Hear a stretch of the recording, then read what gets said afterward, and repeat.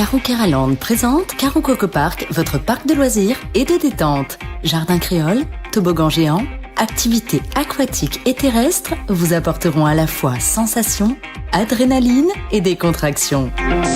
Régalez-vous dans son restaurant, le Coco Blue, ou dans l'un de ses snacks. Partagez des émotions fortes dans la zone de jeu Coco Game ou Escape Game, réalité virtuelle et maison de la peur vous offre un 3 en 1. Fêtez vos meilleurs événements avec Caro Coco Recept dans nos espaces privés lounge. Séjournez chez Caro Coco Lodge, des hébergements de charme, proches de la plage ou du spa. Caro Keraland, le cœur de tous vos loisirs. Martinique Actualité. Hier, dans la soirée, 5 coups de feu ont été entendus à Plateau Fofo. Les forces de l'ordre ont été alertées, elles se sont déplacées, mais sans résultat apparent. Ça a été un vrai succès puisque près de 50 professionnels ont participé à la réunion organisée par le collège Fernand Donatien entre des professionnels et des élèves de 4e et de 3e et leurs parents. Une façon d'aider ces derniers à choisir la voie qui leur convient. Cette rencontre doit être située dans un contexte où non seulement les jeunes ont du mal à choisir leur avenir, mais où également les professionnels ont du mal à trouver le personnel dont ils ont besoin. C'est à ce double titre qu'il faut saluer l'initiative de cette rencontre prise par Michèle Dunon, enseignante documentaliste, et Tania Gervinet-Grandu, la principale du collège Fernand Donatien. Des jeunes européens, des Slovènes, des Allemands et des Espagnols bénéficiant du programme européen Erasmus ont été accueillis au lycée France Fanon à Trinité. Ils ont eu droit à une démonstration de belay, mais pas de biguine, de mazouka ou de valse créole. Confirmation, s'il en était besoin, que notre musique traditionnelle a disparu, emportée par la tornade du compas haïtien. Aujourd'hui, c'était donc la 8e journée de mobilisation contre la loi sur les retraites. Plusieurs points ont été bloqués en Martinique. Les points habituels, si on peut dire, du côté du Lamentin. À Fort-de-France, environ 150 personnes se sont rassemblées à la maison des syndicats. Rappelons la logique des manifestants qui bloquent également certaines grandes surfaces. C'est dans l'intérêt de ces grandes entreprises que le gouvernement souhaite que les travailleurs prennent leur retraite plus tard. Il convient donc de s'en prendre à ces grandes entreprises. Le 21 juin prochain, ce sera la fête de la musique. De nombreux groupes et artistes amateurs vont bien entendu investir les rues de Fort-de-France. Pour organiser leurs déplacements et donner un maximum d'efficacité à leurs prestations, le maire de la capitale, Didier Laguerre, leur demande de se rapprocher dès maintenant des services municipaux. La 7e édition de Cannelle pour Femmes Jock a été un succès puisqu'elle a rassemblé plus d'une centaine de femmes au gymnase Félix Marceline au Gros-Morne. Des femmes issues du monde associatif, politique, sportif et de différents secteurs d'activité. 8 Gros-Mornaises ont été mises à l'honneur. Carole Saline, chef d'entreprise. Sarah Tobinor, éducateur sportif.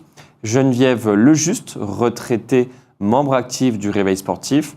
Christelle Palsy, pharmacienne, Ingrid Almel, artisan pâtisserie, Mireille William Danglade, infirmière libérale, Annie Bonnemain, contrôleur retraité de la CAF, ancienne présidente du CADA, et Gisèle Tally, l'assistante maternelle retraitée. La sécheresse est particulièrement sévère cette année en Martinique. Nous vous en avons parlé, 127 jeunes du district Nord-Caraïbes se préparant à la confirmation ont effectivement été reçus à la paroisse Saint-Jacques du Carbet. Ils ont eu à leur disposition plusieurs ateliers, des causeries, des prières, une messe. Tous se sont déclarés ravis de cette journée avant de regagner leurs paroisses respectives. La cérémonie de la confirmation va avoir lieu le 21 mai.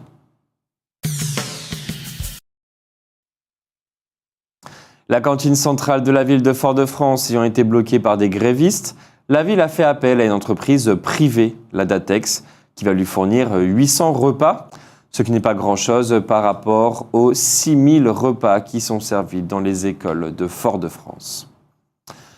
Pour l'association culturelle et artistique Artistes en eau, l'artisanat est un secteur important de notre culture. C'est pour cela qu'elle a organisé dimanche un marché artisanal au restaurant Le Pôle Nord, au Marigot. Pendant toute la journée, une dizaine d'artisans locaux ont présenté leur production aux visiteurs durant toute la journée. Hier, mardi, un peu après 11h, une voiture et un bus sont entrés en collision à Redoute sur la route de Saint-Joseph. Il était nécessaire de désincarcérer le chauffeur de la voiture, grièvement blessé. Il s'agit d'un homme de 35 ans. La conductrice du bus et 4 passagers n'ont été, eux, que légèrement blessés. Hier soir, mardi, pas loin de l'école Jocelyne Berroir, au Robert, un individu semble avoir été poursuivi par d'autres individus. Des riverains ont affirmé avoir entendu des coups de feu, tandis que des billets de banque ont été retrouvés dans la rue. Rappelons que demain, jeudi 16 mars, la ville de Marigot organise une tisane littéraire à 18h au restaurant Le Ghetto, autour de l'ouvrage « Les lignes imaginaires » de Victor Anissé. Thierry Adel, la vedette de la célèbre troupe Bankou Lélé, fête ses 30 ans de carrière ce soir, mercredi 15 mars à 20h au Grand Carbet du Parc Aimé-Césaire. Il s'agit d'un one-man show écrit et mis en scène par Jocelyne Regina. Beaucoup de rires en perspective. Pour justifier qu'ils avaient des raisons de ne pas prendre le vaccin contre le Covid, certaines personnes ont sollicité de leur médecin des ordonnances justifiant qu'elles ne prennent pas le vaccin. C'était en fait de fausses ordonnances. 2 médecins sont actuellement inquiétés par la police. Ils risquent une amende et de la prison avec sursis. Et demain, jeudi 16 mars à 18h30, au Temple Morne-Pavillon, au Lamentin, donc, Catherine Lyoté, la grande maîtresse de la Grande Loge féminine de France de passage en Martinique, va animer une conférence publique sur le thème « Franc-maçonne, un chemin de vie ». L'entrée est libre, même les hommes seront admis. Outremernews.fr, le site de l'actualité Outre-mer, 24 heures sur 24 et 7 jours sur 7. Retrouvez la chaîne Outremer News sur YouTube.